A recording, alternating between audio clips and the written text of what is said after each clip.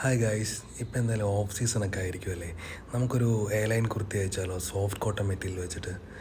ഏ ഇതാണ് നമ്മുടെ മെറ്റീരിയൽ. ഞാനത് കാണിച്ചു തരാം നിങ്ങൾക്ക്. നമുക്കത് എടുത്ത് നോക്കാം. ഇതാണ് മെറ്റീരിയൽ വരുന്നത്. കണ്ടോ, ഇത് രണ്ടും ഹാൻഡ്ലൂംഡാണ് വരുന്നത്. ഹാൻഡ്ലൂംഡ് ആണ്.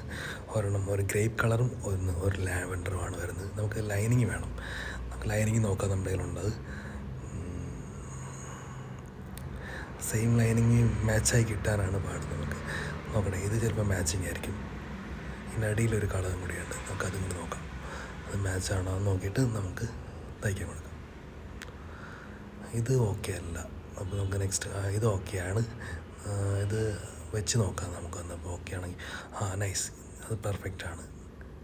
ഓക്കെ, നമുക്ക് എന്തായാലും അപ്പം ഇനി സ്റ്റിച്ചിങ് റൂമിലേക്ക് പോവാം. Okay guys, let's go. അവിടെ ബായി ഉണ്ട്. ബായി മേ ബി വർക്കെല്ലാം ചെയ്തുകൊണ്ടിരിക്കുമായിരിക്കും. നമുക്ക് നോക്കാം. ഹായ് ബായ്, കുർത്തി ബനാന ഇസ്. ഓക്കെ, നമുക്ക് ഈ മെറ്റീരിയൽ നമുക്ക് ഡീറ്റെയിൽ ആയിട്ടൊന്ന് നോക്കാം. നേരത്തെ പറഞ്ഞ പോലെ തന്നെ വളരെ സോഫ്റ്റ് ആയിട്ടുള്ള ഫാബ്രിക്കാണ്. ഇത് കോട്ടൺ ഫാബ്രിക്കാണ് വരുന്നത്. കോട്ടയിൽ ഇപ്പം കൂടുതലും പ്രിൻ്റഡ് ആയിട്ടുള്ള സോഫ്റ്റ് മെറ്റീരിയൽ വർക്ക് വരുന്നുണ്ട്. ഇത് മൊത്തം ഹാൻഡ്ലൂംഡാണ്. കണ്ടോ, ഇത് ഫീൽ ചെയ്യുമ്പോൾ നമുക്ക് പിടിക്കുമ്പോൾ തന്നെ മനസ്സിലാവും. ഈവൻ സ്ക്രീനിൽ കൂടി തന്നെ നമുക്ക് മനസ്സിലാവും അത്രയ്ക്ക് സോഫ്റ്റാണ് മെറ്റീരിയൽ.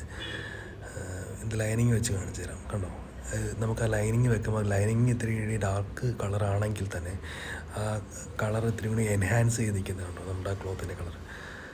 ഓക്കെ, നമുക്കിനി കട്ടിങ്ങും കാര്യങ്ങളിലേക്ക് തുടങ്ങാം. ഇതാണ് 44 വിഡ്ത്ത് വരുന്ന കോട്ടത്തിൻ്റെ. ഇത് നമ്മൾ ഉപയോഗിക്കുന്ന ലൈനിങ് ഇത് കൂടിയ ലൈനിങ് ആണ് നമ്മൾ ഉപയോഗിക്കുന്നത്. കാരണം അതിൽ ഇത്തിരി കൂടി ഫിനിഷിങ്ങും വരും. അത് മാത്രമല്ല സ്ട്രിങ്കിങ്ങിൻ്റെ പ്രോബ്ലംസ് ഉണ്ടാകാറില്ല. അപ്പോൾ ഇനി ബൈ മെഷർമെൻ്റൊക്കെ എടുത്ത് അത് സ്റ്റിച്ച് ചെയ്യാനുള്ള പരിപാടി തുടങ്ങുവാണ്.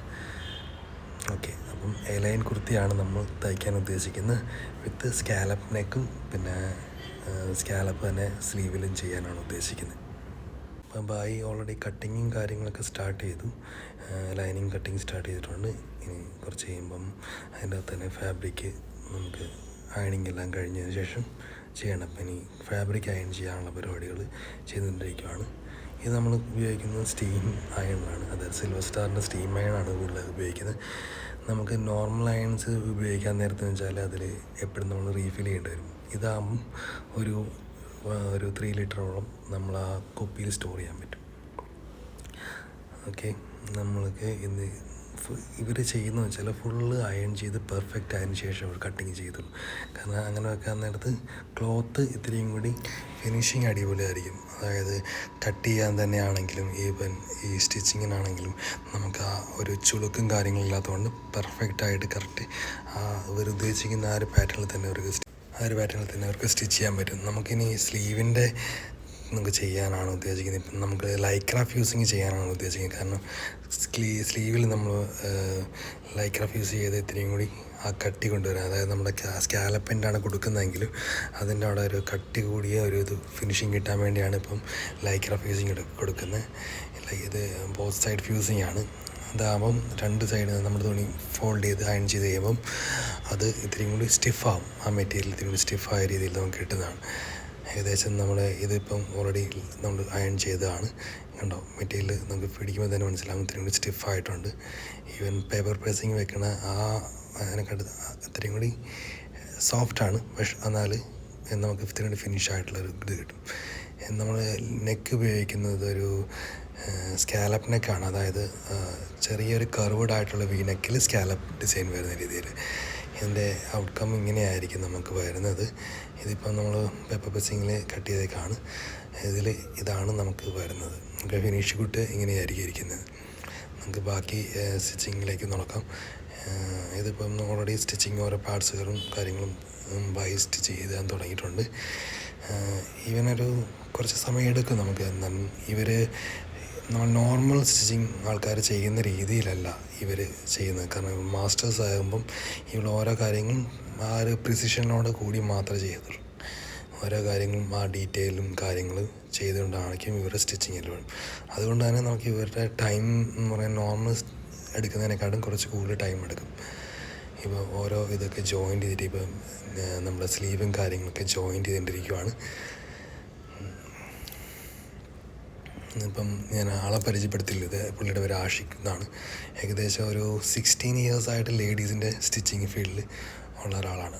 മാസ്റ്ററായിട്ട് 16 ഇയേഴ്സായിട്ടുണ്ട് പുള്ളി. പുള്ളി ആസാംകാരനാണ്. പുള്ളിയുടെ സ്റ്റിച്ചിങ് എന്ന് പറയുന്നത് നമുക്കിപ്പം ഇവിടെ വരുന്ന കസ്റ്റമേഴ്സ് തന്നെ വീണ്ടും വീണ്ടും വരുന്നൊരിതുണ്ട്. കാരണം പുള്ളിയുടെ സ്റ്റിച്ചിങ് അത്ര പെർഫെക്റ്റ് ആണെന്നാണ് എൻ്റെ ഒരു ഐഡിയ. പെർഫെക്റ്റ് ആകാത്ത ആൾക്കാർ വീണ്ടും വരത്തില്ലല്ലോ. അപ്പം ഏകദേശം ഫിനിഷിങ് ആ ഒരു ടൈം ആയിട്ടുണ്ട്. നമ്മൾ ഫിനിഷിങ് ടച്ചിലേക്കുള്ള പരിപാടി ആയി വരുന്നുണ്ട്.